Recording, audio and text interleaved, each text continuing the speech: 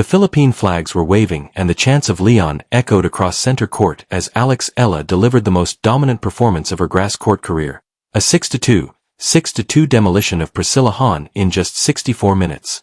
The crowd was electric, the atmosphere euphoric, but then everything suddenly changed in a moment that was never supposed to happen at a WTA 125 event in Birmingham.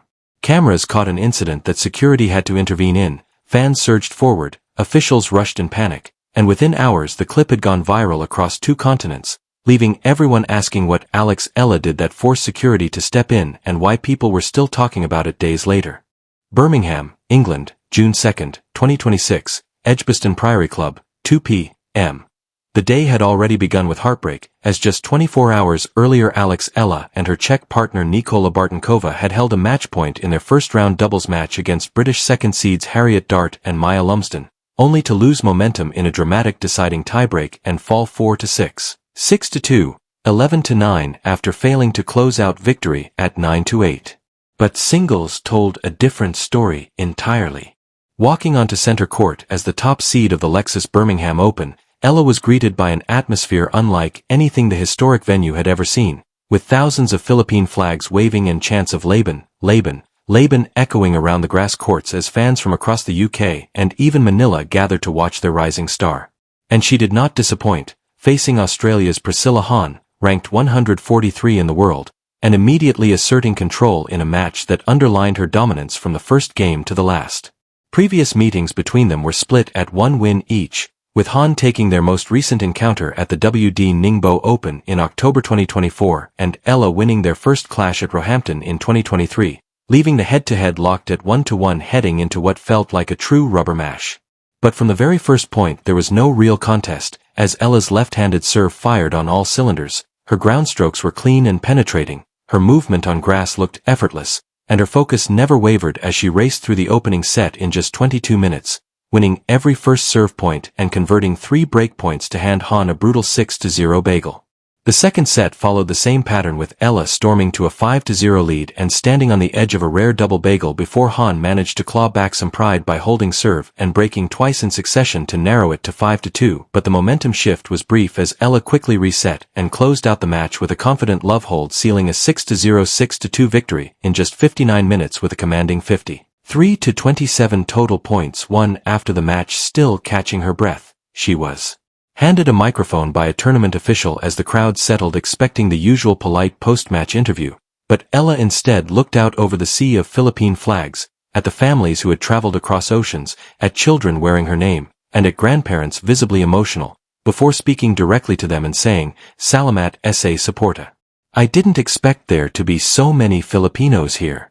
See you all tomorrow," which sent the stadium into a wave of cheers and emotional celebration. As she began walking toward the stands to acknowledge her youngest fans, everything shifted because at Edgbaston Priory Club in Birmingham on June 2, 2026, just after the scoreboard confirmed her 6-0, 6-2 win, the crowd of 17,000 rose as one, and what followed would turn an ordinary victory walk into a moment that security would soon struggle to control. Security barriers and reinforced stewards slowly began to settle as officials regained control of the situation, though the energy inside Edgbaston Priory Club remained electric, almost disbelieving at what had just unfolded in front of them. The chants of "Eala, Eala, Eala" faded into scattered applause and murmurs as fans replayed the moment on their phones, zooming in on the exact second the surge began. While tournament staff moved quickly to reset order and confirmed that no one had been injured in the brief but chaotic rush toward the court. Inside the corridors beneath the stands, Eala was escorted by security toward the locker room, still visibly shaken but composed, repeatedly looking back as if trying to process how a simple gesture had escalated so quickly. Officials spoke in urgent tones about protocol breaches and crowd control, while her team tried to calm the situation and ensure she was safely out of reach of the remaining crowd. Outside, the stadium's atmosphere slowly shifted from chaos to stunned reflection. What was meant to be a routine post-match celebration had transformed into one of the most talked-about moments of the tournament, with footage already circulating online showing the exact instant fans breached the barriers and security rushed the court. And yet, even as order returned, one question lingered across the stands, the broadcast feeds, and every clipped replay being shared online: whether this was simply an overwhelming display of admiration for a rising star, or a moment that had crossed the line of what any sporting event could safely contain. Bags still hanging from her shoulder, the microphone now lowered in her hand as she glanced back one last time at the stands where the chaos had begun. Within moments, additional reinforcements poured onto center court, tightening the cordon and gradually pushing the crowd back behind the barriers, restoring a fragile sense of order as officials worked urgently to stabilize the situation. 10 p.m. The surge had fully subsided, replaced by a tense stillness that lingered across Edgbaston Priory Club like a held breath. No injuries were reported, and no arrests were made, but the emotional intensity of what had just occurred left both fans and officials visibly shaken. The image of Eala being hurried off court, moments after delivering a commanding victory and an emotional address to her supporters, was already spreading rapidly across social media, destined to become one of the defining scenes of the tournament. In the aftermath, organizers moved quickly to review crowd control procedures and assess how a moment of celebration had escalated so rapidly into near chaos. Meanwhile, inside the player facilities, Eala remained with her team, processing the experience's insolence as the noise of the stadium outside slowly faded into a distant murmur. What had begun as a dominant performance and a heartfelt connection with her supporters had, in less than a minute, turned into a moment that blurred the line between admiration and disorder, leaving Birmingham not just with a result on the scoreboard, but with a story that would be replayed, debated, and remembered long after the final match point. Entry points and clearly marked viewing lanes to prevent any repeat of the previous day's search. Staff moved through the grounds early, speaking in low voices, adjusting protocols, and quietly acknowledging that something fundamental had shifted at this tournament. What had once been treated as a standard WTA 125 event was now operating under the weight of global attention. Media crews returned to capture the morning atmosphere, but the tone was different, less about tennis alone and more about the phenomenon that had turned a routine victory into an international talking point. Inside the player facilities, Eala went through her usual preparation in a quieter, more controlled rhythm. The echoes of the previous day still lingered, not in celebration, but in reflection. Security briefings were now part of the routine, and movement around the site was more structured, more deliberate, as officials worked to balance fan access with player safety. Outside, fans still gathered in numbers, but at a distance, held back by the new barriers and revised zones. Philippine flags were still present, still waving, but the atmosphere had shifted from spontaneous rush to organized anticipation. By the time play was scheduled to resume, Birmingham no longer felt like just a tournament stop. It had become the center of a conversation far bigger than tennis, about fandom, control, emotion, and the unpredictable space where sport meets global attention at full intensity. Access points and dedicated security personnel were expanded overnight, with the message made unmistakably clear: what happened yesterday would not be repeated under any circumstances. Yet even as the infrastructure tightened and the protocols became stricter, the memory of the surge, the panic, the urgency, the image of Eala being escorted off center court, continued to linger, refusing to fade from the atmosphere of Birmingham. Because something had shifted. The tennis establishment had always understood that Eala was popular. They had seen the flags at Indian Wells, heard the chants in Melbourne, and watched ticket demand explode for a WTA 125 event that suddenly felt anything but small.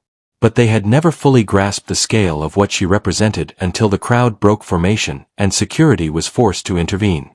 In that moment, the numbers stopped mattering. 25,000 fans at a WTA 125 on a Tuesday afternoon was no longer a statistic, it was a signal that the sport was dealing with something far larger than it was prepared for. For Eala, it became a turning point of a different kind. She had always carried the expectations of her nation, the pride of a growing global fanbase, and the quiet pressure of being watched. But now she had seen it from the other side.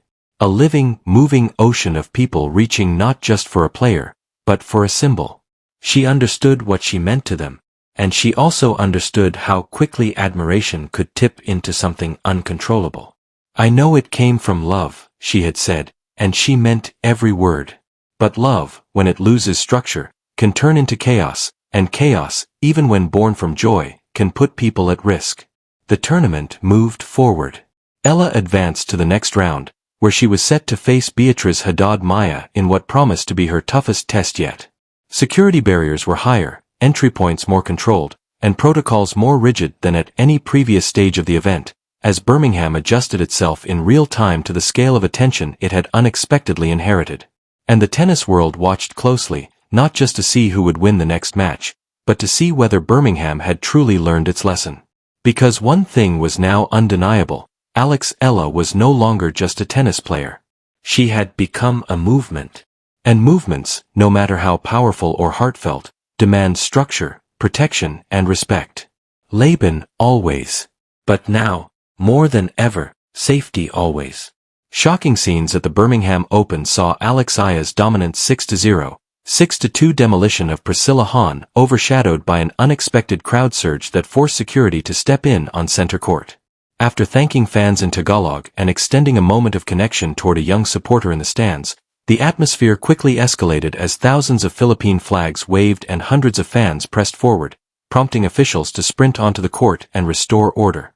Within hours, footage of the incident had gone viral, surpassing 15 million views as the tournament issued an apology and reinforced security barriers across the venue.